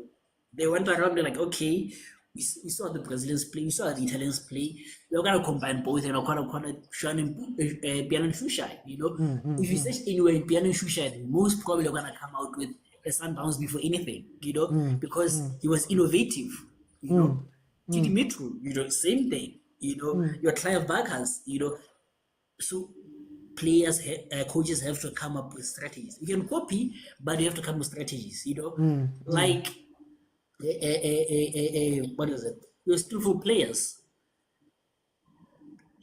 If you want to discipline them, play them in the middle, play them in the 10, because then they will know that if I do fancy stuff, I'm going to lose the ball, you know. So they're going to use their skills to eliminate players and do the correct key passing, you know, because on the outright, they know, there's not that many players, I'm likely to lose the ball. So when you put them in the 10, you're like, okay, they have to be more responsible. You know, so I think it's just coaches being lazy with thinking. I was not even lazy with thinking. Before I bring in Prapet, it's not even lazy with thinking. I just think that, you know, we like easy answers, and again, it could be lazy, but we like easy answers. We like, and my criticism of modern football is that it's not necessarily the play that's my issue. It's the attitude that's my issue. So we have a ton of coaches in today's game that would much rather complain for a whole season. Oh, guys, I didn't get this. I didn't get that player. I couldn't buy this. My team didn't want to get me this. Yes, we will only be successful when we do this. And I'm like, my guy, your team is sitting right there. You've got 30 players or however many players you have. But you refuse to just sit down and say, how do I make this successful? You'd much rather cry for the whole season telling us about, you know, I wish this one and Pep has this and that one does this and, you know, my team doesn't. I think that's the part that kills me, because now you take away the element of coaching. Now you think you're Pep Guardiola, who chose Man City for a reason, who chose Bayern for a reason, because he knows when I go to those teams, any player I want, I can get it, I can change, I can do whatever. You don't have the luxury. But instead of making the best with what you have, guys. Can I throw a spanner in the works and say we accuse players of not being able to think? Yeah. Can the same be said for coaches? Yeah. and we say players are being overcoached. Are the coaches also being overcoached? Because they always do the same thing. So the 65th minute, you make a sub. You call it a manual in this show. So maybe the coaches themselves are being overcoached in that process. You are told do this, do that, do that. They never have time to think. I think I don't know. In the group, I think you made an example that at university you are taught repeatedly to do this, do this, do this, right? But when you get to the workplace, it's a totally different thing. And that's why people say you want experience, because experience you're able to think outside the box. But when you're in university, you think inside the box, you think textbook stuff. So even our coaches, I would say that textbook coaches, they're not out of the box kind of coaches. Yeah. Okay, let me bring it Pat. Pat, welcome to the show. How are you? Good evening, everyone. How are you? I'm good, Pat. Pat, what are your general thoughts about this conversation we're having about this modern football idea? And then I want to then ask you, I hear everybody saying, man, football is getting better because of time. Isn't it just because Onali Kochi in Europe who stumbled across something while putting their team together and it just so happened to work? Now all of us are copying that and we're calling it modern football. Then there'll be another one who stumbles across something else and we'll call that modern football. Isn't it just us copying, man? Yeah, in South Africa, I think we are copying, especially, I think it started in 1998. You remember when Clive Barker took the team to, removed before the World Cup. I mean, the style of football that was played there, we could not understand. And then there were lots of players which came after when South Africa qualified for the World Cup, like Perry Issa, all those players, we didn't know nothing about them. So, and most of the coaches that are here are also foreign. So it's very difficult for local players to adapt to what they want. And I'm not sure about the training that they get for getting the licenses and what. I mean, if we look at Dance Malisela, he used to play nice football and what, but when he coaches, I'm not sure if he still gives players that freedom that he was given to entertain and what. So sometimes the players lose this focus, saying, I mean, I grew up supporting Dance Malisela, playing like this. But when he coaches me, I don't see anything. I'm not learning anything from him that he used to do. So I think it's one of the reasons. Yeah. And when it comes to Europe, it seems like they are killing the number 10 playmakers because I hardly see playmakers who used to be like Ronaldinho, Rivaldo, all those kind of players. So to them, it's more like more business. And especially now they have introduced this VAR thing. Just kill the motions of the football. I mean, teams used to get away with murder, And then the next match, it will be like before the real match, they used to be like, wow. Because last time you won because of a offside or whatever. So that thing is no longer there. So that thing is killing the football. Yeah. Okay, Prophet. Let me see, for time's sake, Lyrical Pope, why are coaches not what's stopping coaches from being creative, from finding new things? What is stopping coaches, players, administrators? What happens, in your opinion, that is stopping that from happening, I guess nowadays, if I could put it that way? Mr. Oti, I feel like agent, you put it very nicely there.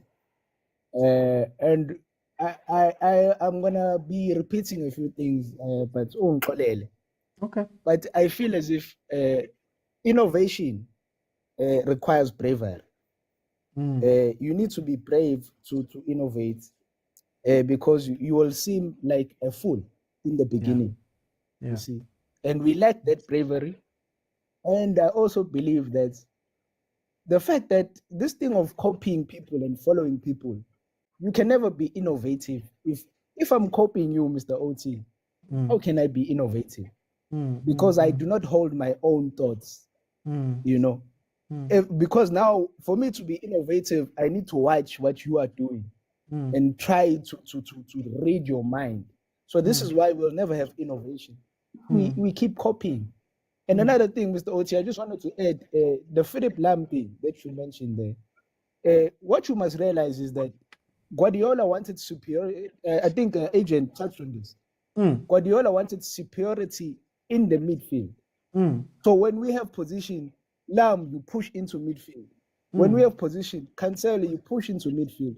So that we have an extra player in midfield and we dominate midfield. So these are the things we must look at. Even with ball playing goalkeepers, there's a reason why now you have to have one. Because if your keeper cannot play from the back, he will always kick the ball to the opposition. And the opposition in the modern game are good at retaining the ball. So you will just have wave after wave after wave of attacks. So this is why Manchester United were able to beat City in the FA Cup final.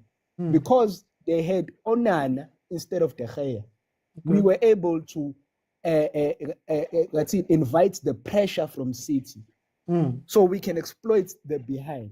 So this is why we have you don't just have a ball playing goalkeeper just because it looks sexy, it's fun. No, there's always a tactic behind what Pep does and what other modern coaches do. But we cannot innovate such things and say, hey, you know what, why don't I play a number 9 at 10?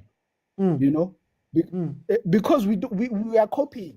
I saw Ten Hag play Weghorst. You know Weghorst, Netherlands. Yeah.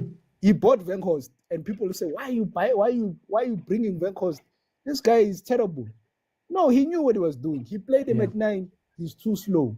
He says, no, my man, play as a 10. I know you're not a 10, but play as a 10. It worked. He was innovative because he goes to the beat of his own drum. That's how you can be innovative. If you follow, I forget, Mr. Oti. But can I ask you something? Next door neighbor. How important is backing? Because, and to be fair, I want to try be fair to these coaches. How important is backing? And I mean it from the point of Pep Guardiola was backed by Cruyff. You know, Cruyff came to Barcelona and stood in front of the bosses and said, that's the guy, and I trust him. Allow him to make his mistakes. Allow him to, Akira was coaching the B side, allow him to make his mistakes, but that is where your next coach is going to come from. How much is backing important in this innovation thing? Because I might try something and it doesn't work out, then I'm a Chiefs coach, they fire me tomorrow. I might never want to be innovative again. How important is having backing? Very important, Mr. Very, very important. But my problem is the backing doesn't just lie from the board and the guys who actually work at the club. It also lies on the fans. And the fans, I believe, the football IQ of the average fan is very low. You know, they take things at face value. Oh, hey, we are losing. It's the coach, you know? They don't analyze further and see, no, man, how can this coach who was doing well last season suffer now? No, there must be something. Let me go look. Were there injuries? Was there something that happened? No, we like to be radicalized. We like to throw cups. We like to destroy things at the stadium instead of going and actually analyzing. And I feel like that's where the backing lacks. Because as much as the technical team, let me just use Kaizer Chiefs as an example. As much as they can back the coach, if the fans come and say, hey, asimfundo umuntu lo, you are gone. You see? So the backing can only go so far because the fans also have a hand in it. And I like to believe it's the lack of the IQ, which is why I believe that you must watch multiple leagues, regardless of whether you like the style of football of another league. But you must watch multiple leagues in order to grow your football IQ, in order for you to understand tactics. Because if you only watch one, if you watch PSL, some things will not make sense to you. Okay. Because things like inverted wingers, you won't understand. What are they doing now? Then you will criticize what you don't understand. Why is the goalkeeper playing the ball to the defender? Because you don't understand modern football. You know, your IQ is very low. That's why I'm saying, watch. Even though Italian football is not nice, watch it to grow your IQ so that you can back managers, so that you can understand, not just call mid-and-up helicopter football. I feel like that's just showing the IQ is very low. If you don't understand why he was doing that. That was the strength of the Chief players. If he had players that could play like Sundowns, he would play like Sundowns. And I feel like backing is important, but it starts from the fans. Okay. Let me go to Prasipo. Why aren't coaches taking risks? Why aren't they coming out and discovering new things and making changes and trying things?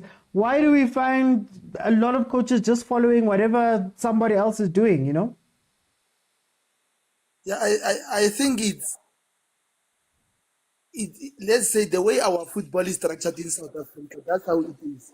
Because I think as much as modern football has changed, remember, as I said before, we used to have the likes of Batuban, this one, the late Pitso Mosimane, who used to go up and down on the right wing, and he was a red back. But then now our coaches are afraid to take risk because of job security. Sometimes you're afraid to take risks because you might lose your job. They might say, hey, what are you doing with those things? Unlike Europeans, where a coach is backed with everything. This I'm talking about administration, where a coach is backed with the players that they want, whatever system. The club buys into the coach's philosophy on what the coach wants. And then he's supported. While in South Africa, they don't do that. You might even get fired after 2 games.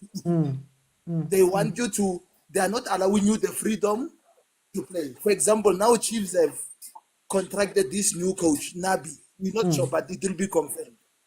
Is he going to be given a chance? That is the question.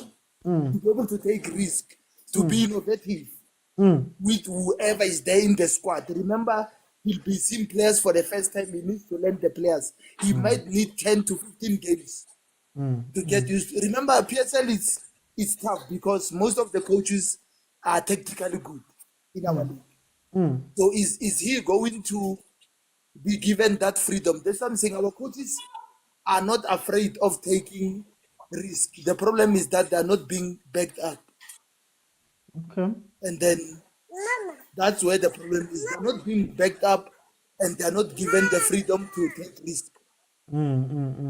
But then does when you talk about backing, Prasipo, is it one of those things, because I like the European system, I admire the European backing system where Pep Guardiola will say, no, Arteta's a genius. I'm going to back him. Cruyff will say, no, Pep is a genius. Me, Johan Cruyff, I'm putting my name on the line. We don't have those type of things, let's say in SA. I don't know of a coach outside of maybe Rulani with Pitso. I don't know of a coach that has gotten that type of backing where we say, hi man, that one, as Pitso Ute Rulani is good. Why don't we get those type of things even? Or is it because we don't have a straight line of coaches coming up under another coach? What is the problem? I think it's also, what do we call it? Most of European people, they are not afraid to speak their mind. But while in South Africa, our coaches are not being backed up. Even if someone was someone's assistant, it's only people who have always been coming out to say, no, Roland is a good coach, this and that and that. But we don't have those type of coaches. Look what happened at Mamelodi Sundowns. They had 3 coaches. What type of a situation is that? You can't have 3 coaches coaching players and say you are having co-coaches. Remember, coaching is an authority position where you need someone who will take the decisions. So I'm still saying our coaches are not backed up even by management. How many coaches have Chiefs changed? Because if you back a man, you must be able to say, I'm buying into the philosophy of this man. Yeah. Let me get the players, let me get him the necessary support or everything that he needs to be successful. But then in most cases, as I see with our teams, I'm talking about Chiefs and Pirates, big clubs in South Africa. There is no backing from there. There is a lot of backstepping. That is why Nabi said, I'm bringing my own people. You couldn't trust the technical team that is there. Why? Yeah. Because he was told that there, when you go to Kaizer Chiefs, you must bring your own people. While it's not the same everywhere. In other places, you see, the coach will come only with the assistant coach. The coach can't come with the physical trainer, the goalkeeper coach. Guys, come on. Something must be wrong with our system. You can't have someone bringing 5 to 6 people. That is undermining our own, but unfortunately, because we are not backing up our own, that is why those things happen. That is why the last time Nabi was not taking a Chiefs, I said, no, it's good that he was not taking a Chiefs, because you can't just come here, tell us that you don't want our goalkeeper coach. What has the goalkeeper coach done? You don't want our physical trainer. You see, a team, it has a culture. So how are you going to understand the culture when you bring 5 new people into a team? Sometimes it's a disaster to fail. The Pirates coach, he only brought the assistant coach. He didn't come with a trainer coach, all these people. You see, that's why I'm thinking South Africa, we are not backing up our own. We are lacking in backing up our own. You can't tell me that, you are removing everyone, a technical team of Kaizer Chiefs, the whole technical team, and you bring your own technical 5 to 6 people. No, we need to back our coaches and then give them freedom so that they are able to take decisions, so that they can innovate. My last example before I finish. Are we introducing young players like Relebohile Mofokeng at Pirates? Are we introducing young players? Are our coach allowed to introduce young players? Foden was introduced when he was 18 at Manchester City. Are we having that freedom of having these young players thrown there, especially our talented young players, get into opportunities? But coaches are afraid of losing jobs, so they can't be innovative. That's my point. Okay, no. Thank you, Pasipo. Let me go to Agent. Agent, why aren't our coaches taking risks? Why are some coaches, is that what plays into this whole thing that we're speaking about? Why aren't some people allowed to change some stuff? You know, maybe I want to play Jose Mazibuko type football. What's happening? Steve Compelas is high, by the way, to you. Says hi to me. Yes, and your question. I think that's the argument that we always have about Steve, that he was trying to implement something. I will still hold it. I will still hold my idea on that one. But anyway. But before I answer your question, I feel like, I know here I'm clutching at straws, but I have to put in the point somewhere. But I feel like, sometimes being fans are our own enemies, especially Chiefs fans, by the way, just by saying, especially Chiefs fans.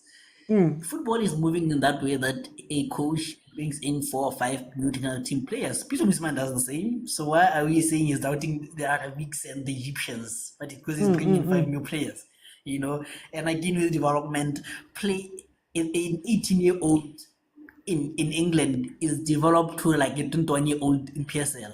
That's what it is. But anyways, we need to educate fans, I feel like, because I feel like they're also part somehow of the problem with all of these things, because they are the ones that put pressure on management, and our management doesn't have the things of steel,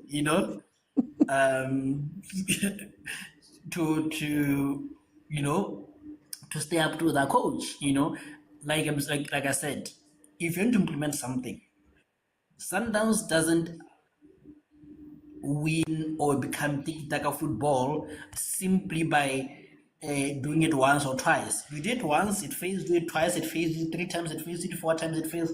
Until you eventually get to it. That's why I was a fan of Steve Compel. That my guy, you're trying to implement something, stick to it. But the problem is, are the results coming? It's a balanced equation. You have to, maybe get 1 goal in and then start doing that funny things. I think that's the balance that maybe you need to do. But again, implementing a system is difficult. It's not something which is new, and it's only gonna take time. Look at Ralph Rangnick at United. He has nothing stock, but look at him now. So implementing a system is a very difficult thing. And like I said, coaches.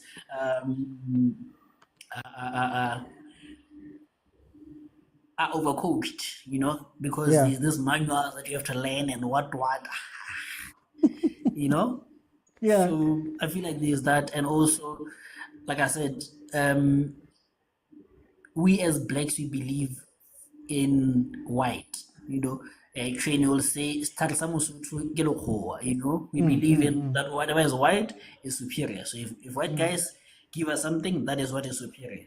So that's why our teams can innovate, That's why even now we haven't given credit to what Pitso did. Pitso was not playing your tiki-taka, your shoe-shine piano as it is. He had some variation to it, but we don't have a name for that variation.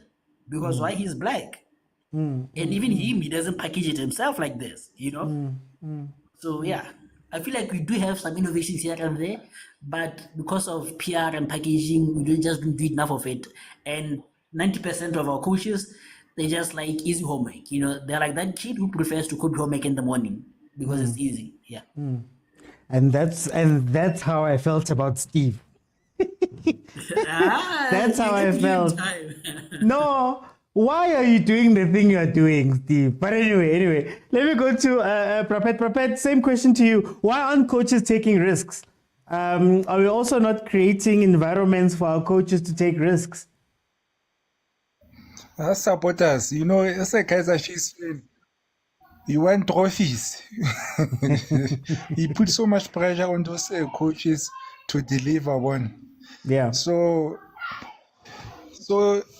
it's, especially if you're gonna coach a team like Kaizer Chiefs, who has not been winning trophies for 10 years, and then we still have to see if he comes with his technical team, and because he's gonna be given freedom. Will he still be the right man for the job? Because this thing of building, look what we gave Steve Compella 3 years. He never won a trophy there because we believed in him and say, yes, this guy, if we give him more time and what. So most of the time he supports us, and also the teams, the team management again. You remember before, in the past, I think it was 10 years back or something like that, Chiefs and Pirates used to invite teams like Manchester United, Tottenham, before the season starts. Then we can just compare ourselves, okay, our football, is it growing or not? So those things are not happening anymore, because I don't know even now at pre-season what Chiefs is playing against. So even their charity, they've killed it. So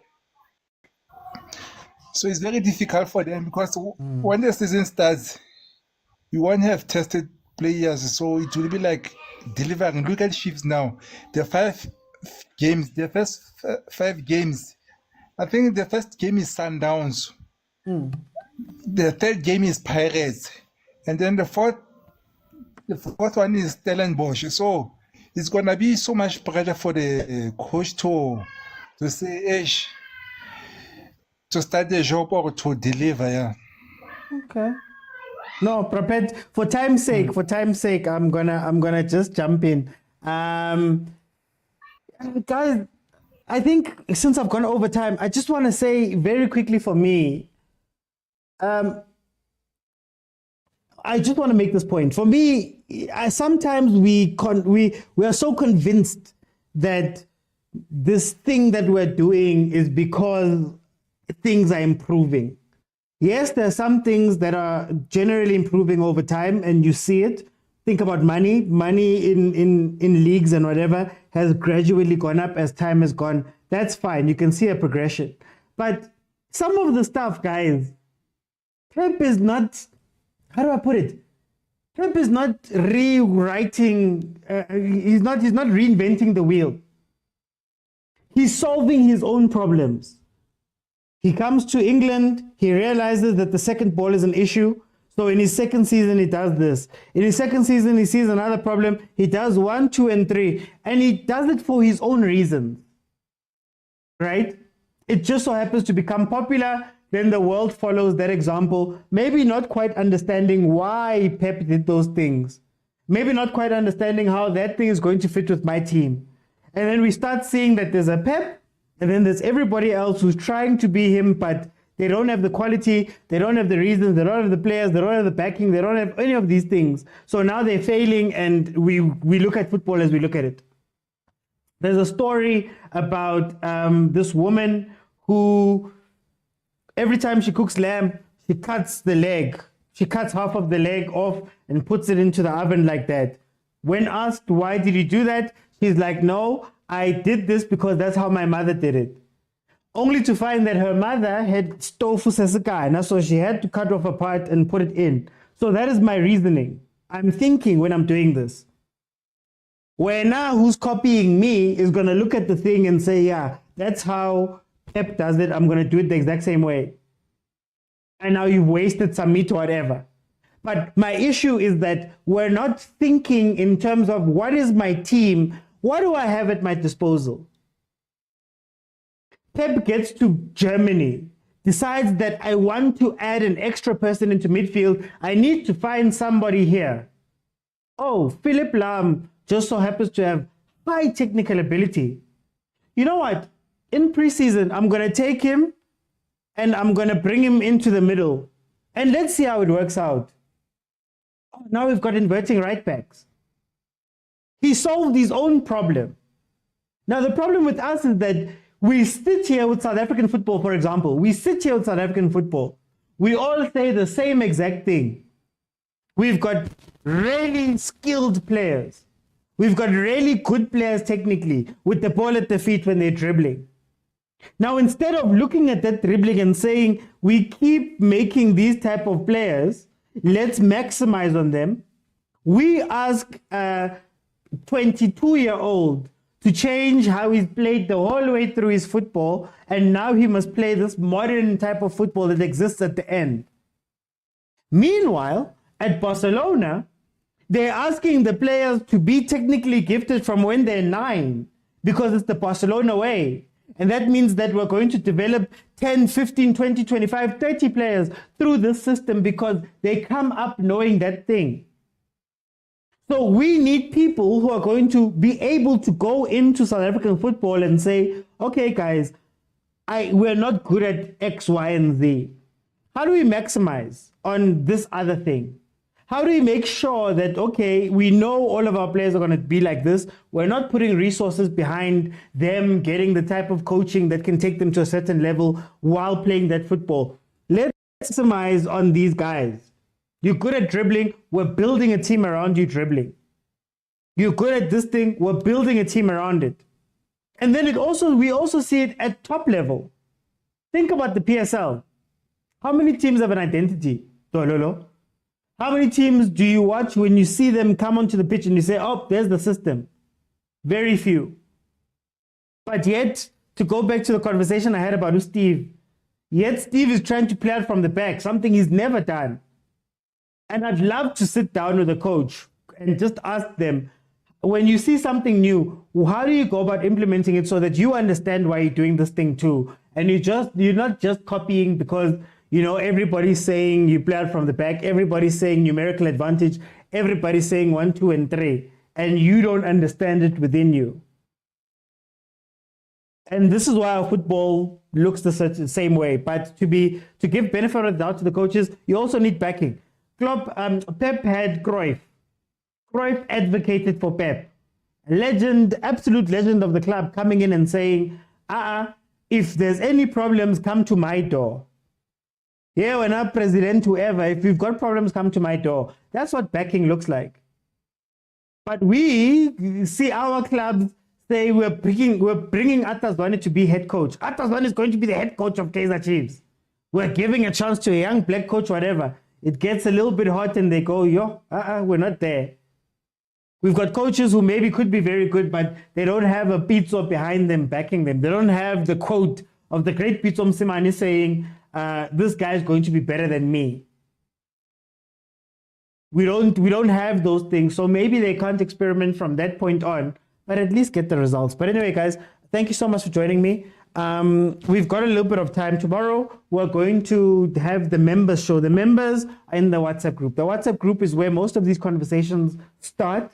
And where we go in depth into all of these conversations when we're sitting there watching them, right? Or when we're sitting there talking about it, the voice notes or whatever, it's not just a 2-hour show. So if you want to be part of the WhatsApp group, go on over to YouTube, click on subscribe, click on join, and in the members area is the WhatsApp link where we have these conversations. Guys, this conversation was, I think, 3/4 of the day, half of the day.